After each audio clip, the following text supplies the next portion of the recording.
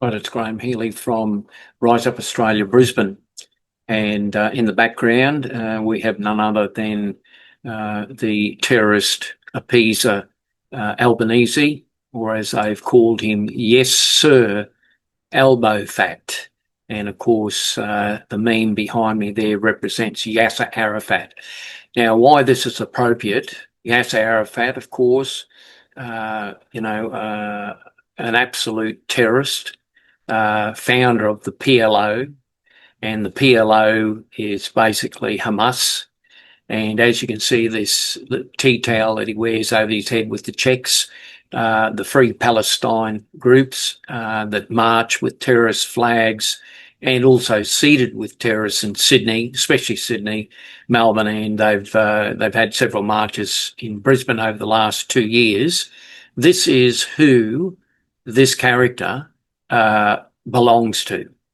He's met with Yasser Arafat. He's supported the so-called Free Palestine. Now, you've got to be brain dead to have anything to do with Palestine. Anyone with with an ounce of intelligence knows that Israel has never been there for 20 years, and for the last 10 years, the most heinous terrorist group in the world has been running Gaza. That's a fact.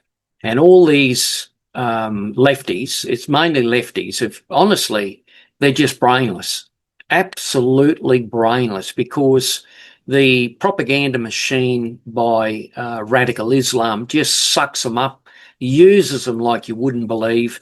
They've got no idea what they're doing and who they're supporting. I suggest that the Free Palestine mob, why don't you go over to Gaza, or why don't you go over to the Middle East and see it firsthand? You will be shocked.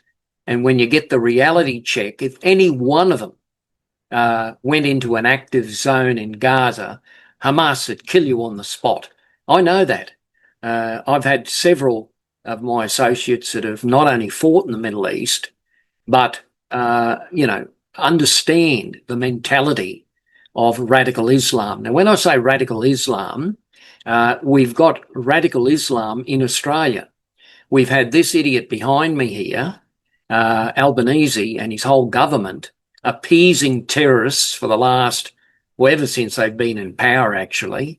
And the radical left does that right across the world. Keir Starmer in Britain's an absolute fool. He's wrecked UK. The only hope for UK is to have Nigel Farage as PM, and he'll sort them out. If it wasn't for Donald Trump in the USA, the USA would be lost now. It'd be finished. The Western world would be melting down as we speak. Fortunately, we've got a global leader like Donald Trump who's reversing everything for the USA. And as soon as we get rid of Albanese, Wong and Burka, can you imagine these guys secretly behind the scenes brought back ISIS brides, paid for them, accommodated them, chartered aircraft? Can you believe it? Can you believe that? It is unforgivable, totally unforgivable. So now Albanese's talking about, he might do a backflip on the Royal Commission. This idiot's got to go. The first thing the Royal Commission would determine is to get rid of him, because the skeletons in the cupboard from the Labor Party and the Greens are humongous. All their dirty deals behind the scenes. Every time Albanese opens his mouth, it's lies. He has never told the truth to the Australian people. He is an absolute traitor to Australia. He will go. He's got to go. And Australia demands it. So in the meantime, what will happen? Well, basically, this is what will happen.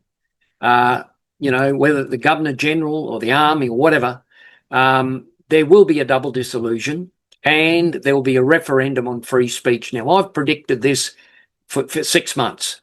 I've said this since the election last year, was it May last year?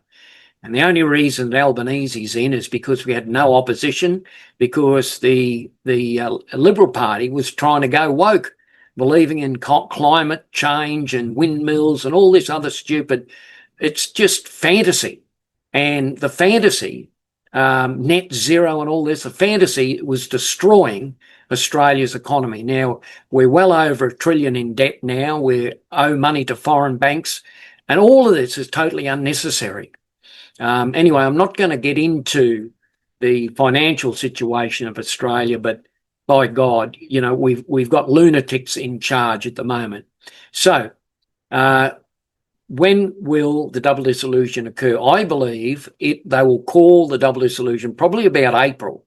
I thought about it last year because I thought, well, Albanese, I sort of prayed about it, you know. I'm prophetically gifted in certain areas, especially politics. And, you know, basically the word I got was that Albanese would go within 6 months. Now, 6 months was November last year. And I just wondered, well, why hasn't there been a double dissolution? Why hasn't he gone? And then I got the word back, terrorism. That was mid-November. Sure enough, beginning of December, the Bondi terrorism event. That has been and is the turning point for Australia. And that is the downfall of Albanese and all his slimy deals behind with Tony Burka and that, you know, that Penny Wong. My God, it's shameful to have those people in, you know, wrecking this country. Anyway, that will change shortly. And I believe that Josh Frydenberg will be the future Prime Minister. Andrew Hastie will be leader of the Liberal Party and in charge of defence. Jacinta Price will play an important part. A lot of people say to me that, you know, One Nation is increasing in numbers and what have you, and Pauline Hanson is, you know, certainly doing a good job. With Pauline, I think she's like the watchman on the tower. She'll come out and say what's happening direct, and, you know, her part in the reformation of Australia, I think, will be important as well as other independent politicians. Like, I was a Senate candidate for 2019, Queensland lead Senate candidate. My votes got Jared Rennick into the Senate. But when I prayed about it this time round with a double dissolution and a referendum on free speech, basically I got the message, you know, in my spirit that to go run as an independent. And there's several other independents that I've seen and watched on the internet who basically have, you know, Judeo-Christian values and, of course, are anti-Islamic terrorism and all that. Basically, why I would go as an independent is because you're not tied into a party politics. You know, let the party politics people be the party politics people, but what I can do in the Senate is align with Josh Frydenberg, you know, Andrew Hastie. Hopefully we'll have, you know, the Cataboys, one of them in the Senate at least. I think the Australian political system will be different to as it stands now. I think there'll be major changes in a referendum. So I'm not certain exactly how those changes are, but I know if we had election today, there would be no Greens, there would be no Labor in the government. People have had enough. They've had a gutful of these terrorist appeasers. They've had a gutful of Albanese who won't address Islamic terrorism. The Islamic hate preachers in Sydney, that, especially these guys who celebrated the slaughtering of 1,200 Jews, and these idiots that think that, you know, they call Netanyahu a war criminal or something, for God's sake. You know, these people are just mentally deranged.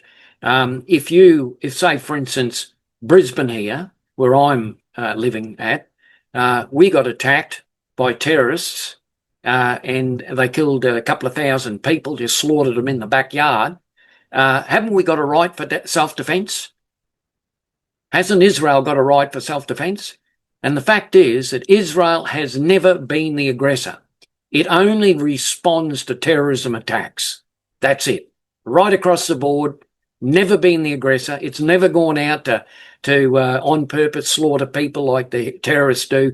There's a big difference between Israel and, the terrorist organisations. And I might add, the terrorist organisations kill each other as well.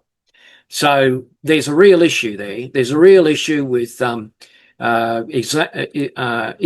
in Australia. It's a Trojan horse, and it must be addressed. It must be addressed in the Royal Commission. It must be addressed. I think my solution is that we've got to engage the army to flush out all the terror cells that are latently in here in Australia. There's plenty of them. They've been here for years because of the policies of this idiot behind me here. And so we've got to flush out the whole country, and we've got to make certain that any person that immigrates properly into this country has no ties with any sort of terrorism, has no what I call radical Islam attitudes, including we should ban Sharia law in this country. People say, oh, well, there's some good Muslims. Well, there is. Yes, there is. But you ask them the question, do you believe or don't believe in Sharia law? You ask people that and see what reaction you get. See, what happens with Islam is they create another world within a world. It's a Trojan horse.